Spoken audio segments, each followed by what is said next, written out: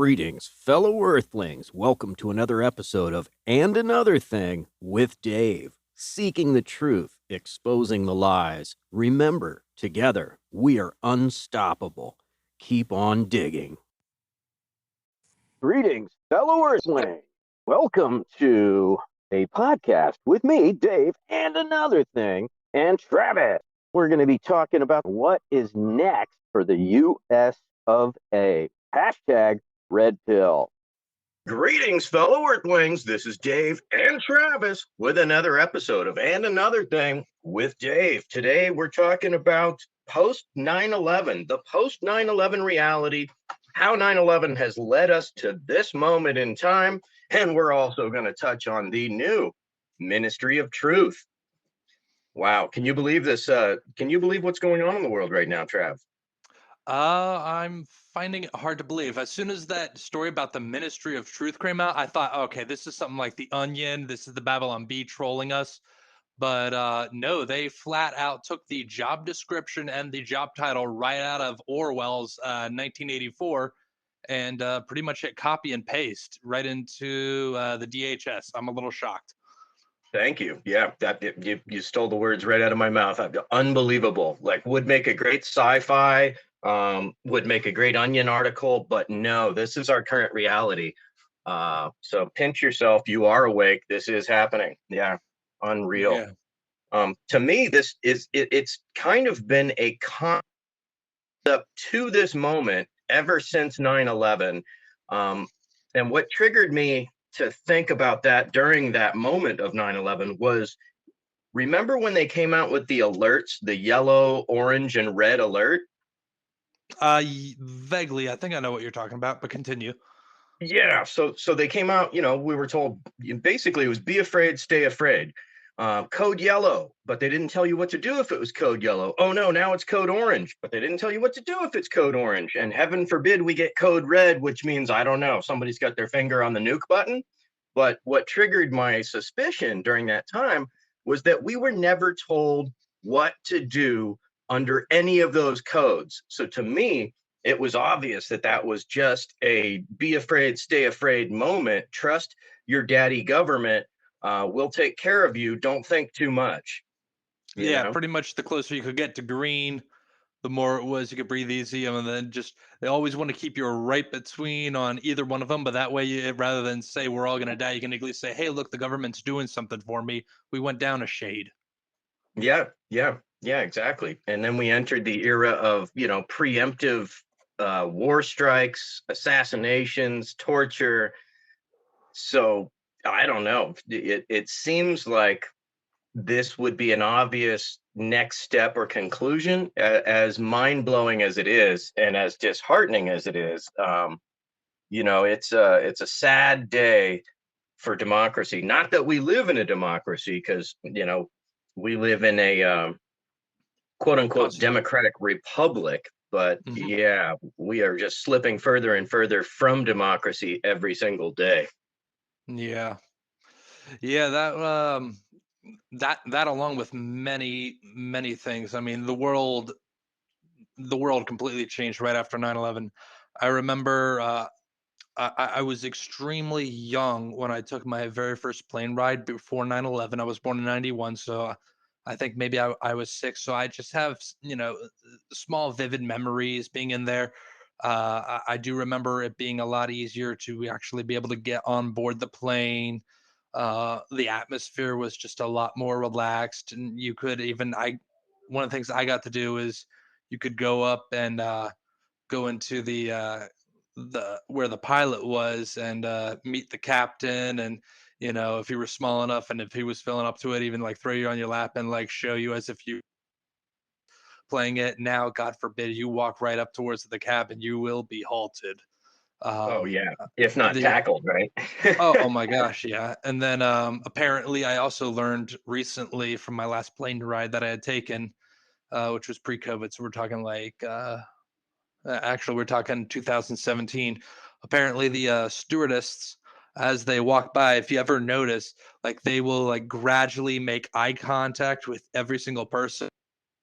They're at that point looking for people that they can recruit to help for if something were to happen, like a hijacking or something like a bombing, where someone can jump in and assist with restraining people.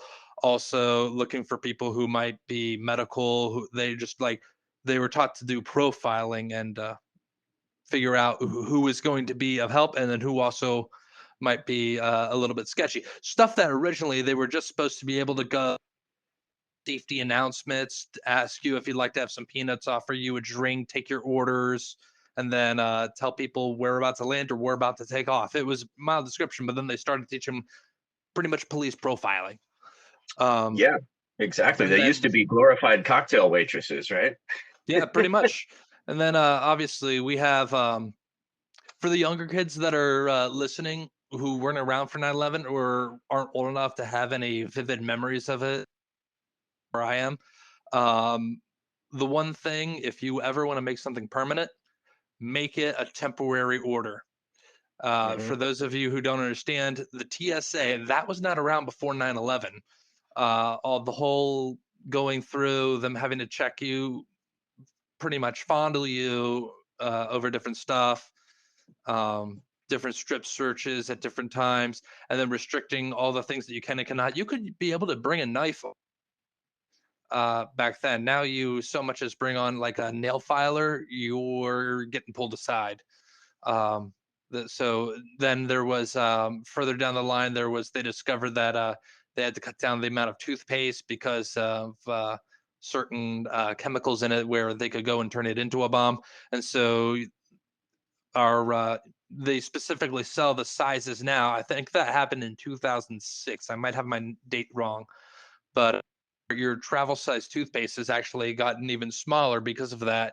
Uh, because pretty much you weren't able to bring on a full travel size tube of toothpaste because they said that you might be able to blow things up. So they cut it down by about a half ounce or so. So there's just all these different things, but that was always supposed to be a temporary order just until we're out of Afghanistan. Well, we're out of Afghanistan, and I'm Yeah, pretty sure they're still there. For the people who can't, like I said, who might be too young, that's your 15 days to slow the spread. right. You Yeah, know, and, you and come remember on, this like, is just going to be a short temporary notice. Don't worry, everything's going to go back to normal until until we flatten the curve, or just until we smother all the terrorists out over in Afghanistan. And if you remember when we went in, I forget who it was that said this, but they said that they were talking about how we're going to be celebrating Christmas in their capital. yeah. And it was Hmm. supposed to be just a blitz, just run right through. Pretty much how Russia thought they were going to run right through Ukraine, and Right. it, uh, it obviously did not happen like that. And so temporary orders are always the most permanent thing. You can look at how temporarily we were supposed to be taken off the gold standard and then go back on after I think it was 5 to 7 years. That never changed. Like TSA, 15 days to slow the spread. Yeah, we're littered with these things. The thing ever, make it a temporary order, it'll stay. That's a great point. And excuse me, what you brought up about toothpaste is hilarious, right? Because when was the last time you heard about somebody making a bomb out of toothpaste? Like, really? Really? Okay. 2006. And that was about Yeah, it. exactly.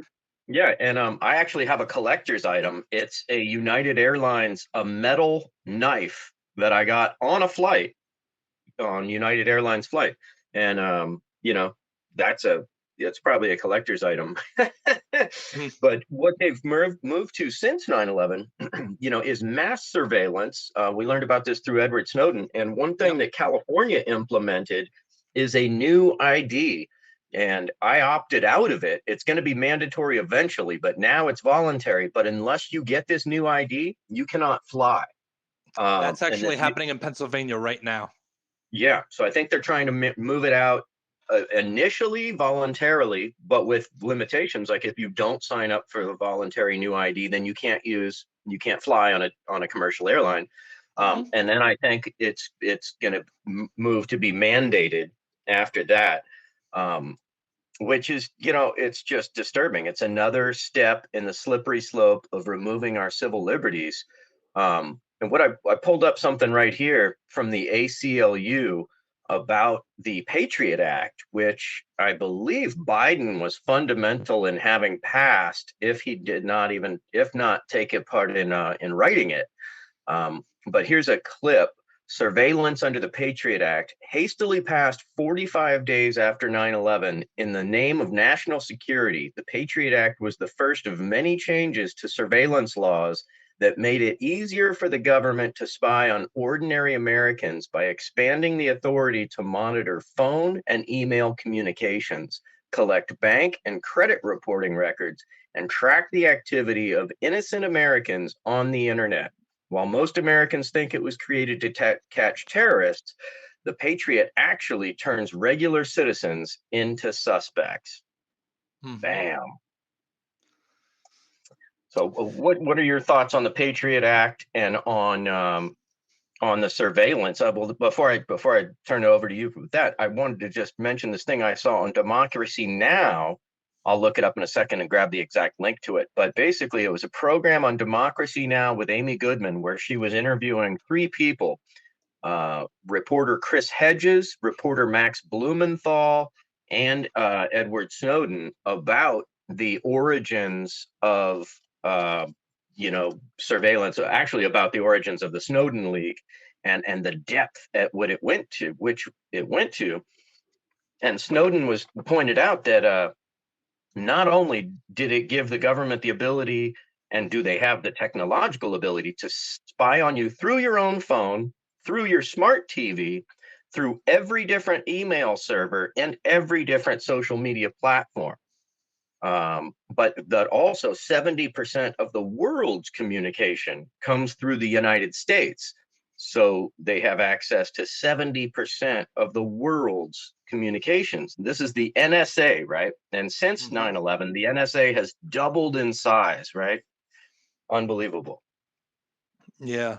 Well, to jump on that last point that you just made, not only that, but now we're also having China have a lot of access to that, seeing as all of our tech comes through there. They're pretty much also getting just as much info as the NSA.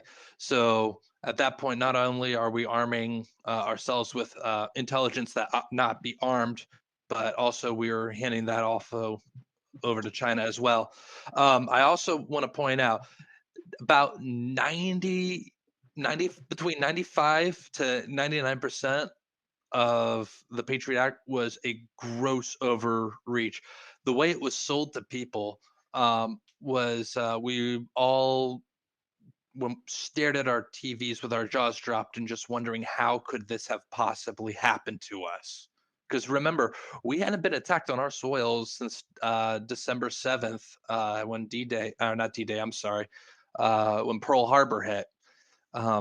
So everybody was just absolutely flabbergasted to see a hit at this magnitude on our soil. Now, keep in mind, there was stuff leading up to this before. They had tried to take down 9/11 before by using stuff in the basements, planting bombs that didn't work out. They had also, You mean the Twin Towers, you mean? 9/11. Yeah, try and take down the Twin Towers, pretty much a pre 9/11 run where they were using bombs in the basement. This was under Clinton.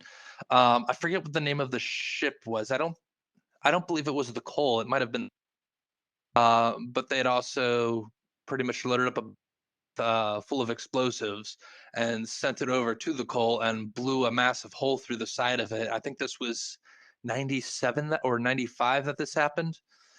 So there was plenty of warning signs. And then part of their justification for completely missing it was saying, well, everyone was compartmentalized. So the FBI, they knew part of the issue. The CIA knew their part of the issue. And all these other three little agencies, they all knew part of it. And so their thing was because that they were pretty much competing against each other, and that they all had parts to it. And had they all come together unit, we would have been able to stop this. But because we couldn't get our funding, and we were all battling for funding because everyone wanted to have their hero moment, we ended up having pretty much the world's biggest attack, because this affected the whole world. This happened all the way over in downtown New York, and it affected my neighborhood when two girls that lived directly across the street from me were absolutely shocked because their dad worked in the first tower. And Wow. we're in South Central Pennsylvania where this is happening. My one sister Pamela, she had a friend in elementary school who, thank God, had a fear of flying, and because of her quote unquote irrational fear of flying, she caused her and her mother to be late, and they found out later on that day that their flight was the one to hit the second tower. So I mean, when you bring in planes that are flying all around internationally, but also the World Trade Center brings a lot of people all over the US together. This affects a lot of people directly. Plus, not to mention, we're talking about an hour, maybe an hour and a half away from where I was living at the time, where the final plane hit the field in Pennsylvania. So this grabbed everyone from all over. But so when we all saw, and we were like, okay, these agencies, they need to work together. So that was the main thing that was put together to us, not about spying on us. It was saying, okay, we're now making a law within this Patriot Act that all these agencies have to come together and share information for the better good of the nation rather than being competing against each other. And it'll essentially make it one big unit of intelligence. Well, we got that. And then everything else that followed was absolutely just a gross overreach. And then all of a sudden everything started getting, you saw the tech, pretty much I call it the tech crunch, if you want to refer to it that. But just look how far our technology came from flip phones, and then very shortly after iPods to you had into the beginning of the teens, the iPhones, and then the smartphones, smart TVs, all this stuff coming out. So an infinite easily for people to go and spy on you. Um, so they don't need to be sending people out. Essentially, the spying that they could do would have been completely warranted if they could use their people could have their Fourth Amendment right, where they go, you get a judge, you say, we have certain intelligence that leads us to believe that this person is possibly going to be committing a terrorist act, and you get a warrant from the judge. They're give it to you and say you're full of bunk, come back to me with something that's real, and then they can go and get that warrant and then actually do the real work, which is how this is supposed to be happening. So they're essentially saying everybody's a criminal before they ever commit anything. And granted, we grabbed some people in the midst of it, but how many people have been completely compromised? And then this leads over into things like how Obama used the IRS to 501c3s for political, pretty much political hatred of the people. And then this eventually evolved into drone strikes where we killed U.S. citizens at the cafes, whether it be overseas or some even on our own soil. So yeah, pretty much the Patriot Act is one big spying organization where they don't need to consult your rights. That's my long-winded view on it. The Patriot Act was honestly just the beginning of a gross, massive overreach. It's the big fruit that you can pick down for saying what went wrong after 9/11. But we had so much more that's changed since then. But I'll hand it to you. Oh man, yeah, great points, great points. It's so true. It was basically the tip of the iceberg that blew the door wide open, right? Um, Hmm. and there were many cases of people being arrested on drug charges that then turned into a Department of Homeland Security case, and they utilized the Patriot Act to facilitate drug arrests, which you no longer needed a warrant. You could just kick somebody's door in, take them away in the dark of night, and possibly throw them in a black site prison in a foreign country to be tortured.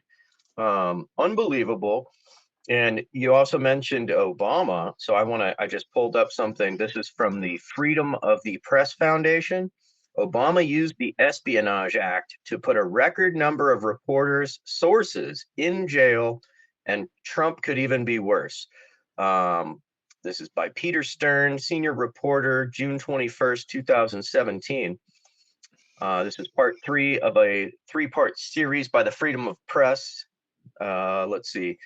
Blair, who served as the director of national intelligence for the Obama administration in 2009 and 10, was defending the Obama administration's strategy of aggressively prosecuting journalist sources under the Espionage Act of 1917. For much of the law's existence, it was used perniciously against anti-war demonstrators. It was not applied to journalists or their sources. It was not until 1971 that a person was indicted under the Espionage Act for providing classified information to a journalist. Between 1907 and 2009, only one person was convicted under the Espionage Act for leaking to a news organization. But the Obama administration was determined to change that. Under pressure from Congress and intelligence agencies, Attorney General Eric Holder directed the Department of Justice to aggressively prosecute government employees who discussed classified information with reporters. In 2012, after news organizations reported on U.S. drone strikes and attempted to disable Iranian nuclear reactors, Holder assigned 2 U.S. attorneys to track down the journalists' sources. President Obama strongly supported Holder's war against journalists' sources, despite once promising to protect whistleblowers when in office and running for president on the national security scandals of the Bush administration, misdeeds that became public only because of leaks. Since I've been in office, and this is a quote, "Since I've been in office, my attitude has been zero tolerance of these kind of leaks and speculation," Obama said in June 2012. Now we have mechanisms in place where if we can root out folks who have leaked, they will suffer consequences. In some cases, it's criminal. These are criminal acts when they release information like this, and we will conduct thorough investigations as we have in the past. Wow. Right? Yeah. And that Unbelievable. leads us to, why don't we piggyback right off of that and mention Julian Assange? Well, thank you. Right, because I think he was the golden prize. You know, he was what they were going for ultimately. Yeah. Well, Um, on top of that, most of this misabuse of powers was targeted towards journalists who are supposed to have a little bit more immunity from things than your regular citizens, because they're supposed to be pretty much fighting the higher powers, showing you, hey, this is what's going on in the world. You have your Right. local journalists doing your local stuff, and then people also, obviously, just like we do today, reporting on the Fed, reporting on what's happening in DC. Julian Assange had even more protections because he wasn't a journalist. He was just the editor, but they Right. went after him. He just simply Editor and put it. publisher. Yeah. Yep. Yeah, and that's unprecedented, going after a publisher, because he didn't leak anything. He was just the source that put it out. So this is unprecedented territory. I mean, I look at the guy like a hero. And the crazy thing is that none of the people that were outed through Julian Assange publishing, first of all, none of his publishings put American security at risk at all. That was one of his first and primary things, was to make sure that he would not put people or troops in danger, and that he would not out information that compromised national security. So that's off the table. That never happened. Wasn't even a thing. But you know, it's such a slippery slope, right? So none of these war criminals that were exposed by Julian Assange's publishings were tried. None of them have gone to jail, yet Julian Assange himself is enemy number one for outing that information, for outing those war crimes. And the video that comes to mind, which is horrific, I suggest everybody watch it, but be forewarned. It's called Collateral Murder. And this is footage from a helicopter, from a U.S. military helicopter. You can hear the transmissions from the helicopter pilot to the base of operations, wherever that is, whoever they're speaking with, asking for permission to quote unquote light these people up. And the people they wanted to light up were a bunch of reporters. 3 of them were, I forget who they were reporters for. but they killed 12 people, I believe, and 3 or 4 were reporters. So unbelievable. And the pilots are just laughing about it as they're shooting these people. They're laughing about it. Talk about pure evil. And none of those people were prosecuted at all. Mm-hmm. Yeah, they'll on top of that, I'm not a big fan. I'll start this off by saying I'm not a big fan of the media. I'm not a big fan of the people running the media right now. I'll get to that point in a second as to why. Um, but I absolutely don't condone our own military mowing down journalists. As corrupt as they are, they should be facing prosecution and possibly jail, but not just flat out assassination into the streets and then laughing about murder. Why I hate the media right now. One of the many reasons why you'll notice that there's certain ones that will never get called out, that will never get in trouble, that will never be thrown away, and who are honestly slimy enough where they should be thrown away. Um, but a lot of what happens is they'll be co-opted by a lot of it being the CIA, a few other agencies, I'm sure. But they will go and get a lot of them by saying, "Hey, we really like this story you ran," and then try and make them feel like they're doing service to the country, saying, "We need you to run this story." And then certain stories, most of which is why you see now a lot of stuff being exposed as fake news, and this goes back way before you and I were ever born. Um, so they will leak certain stuff to reporters, and that'll be ways that they can get them in their pocket by pretty much having them do work. A lot of them will essentially be lower tier CIA agents. And then if that doesn't work, sometimes they'll have to get more aggressive means. But most of the time, they just try to simply have those people work for them. So you ever wonder why you just can't simply stand the media, or why, if you ever see these, there's plenty of YouTube clips where they mock the mainstream media on how everyone's saying the same thing, including the same standard written lines, and then they like have them up in a bunch of boxes and they will all say the same things all together at the same time throughout the reports, like, "This is for the good of our democracy," or "Democracy itself is in danger," and all these catch lines that you hear every single outlet, left, right, and center, all saying. There's just certain reporters, certain news stations that have just been completely compromised by CIA, and you can tell when it's something being put out by an, a lot of our stuff is not being run by the government. A lot of it is by three-letter agencies. So, not a big fan of the media, but I definitely don't agree with mowing them down. And as far as people saying with Julian Assange, well, if nobody got arrested by his people, well, then does that mean that he was possibly just putting out the wrong information? If he was putting out wrong information about these other people who didn't get locked up, why would they be going after? It goes to show you that there was somebody that Assange put out stories on, and they didn't like it. He's normally, when you get a reaction out of people, especially something that bad where they're gunning for you quite literally, you're hovering right over the target. So I honestly think I was really hoping if anyone would have gone on a pardon Julian Assange, I thought it would have been Trump. It's obviously not going to be Biden, so we're going to have to get somebody from outside the fold that for lack of better words, that the blob doesn't like, to get this man pardoned and get us some real journalism back in there. Absolutely. Amen to that. Yeah, you mentioned the three-letter agencies, the deep state having their tentacles into news media, and I Mm-hmm. believe I believe it goes even further than what you said, which is that they'll leak a story or a little bit of information to sink a hook to get those media outlets to talk about said issue. Mm-hmm. I was watching this program. I just pulled it up on YouTube. It's called The Best Film Archives, and this is a phenomenal resource, excuse me, for historical information on things of this nature.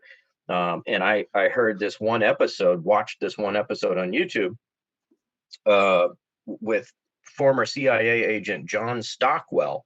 He went so far as to say, not only do they do exactly what you were saying, but they actually have plants at each news agency working Oh there. yeah. that are on CIA payroll. He then went so far to say that they have input on large budget Hollywood scripts, either writing part of the script, editing the script, and definitely funding the release of movies that put forth the viewpoint that the CIA wants put forth. So I heavily encourage everybody to look into John Stockwell and the Best Film Archives on YouTube. Here's one title from, or here, I'll read a few titles of the things that they cover. So one is How Propaganda Manipulates Your Political Beliefs. And that's a compilation by Noam Chomsky on that channel.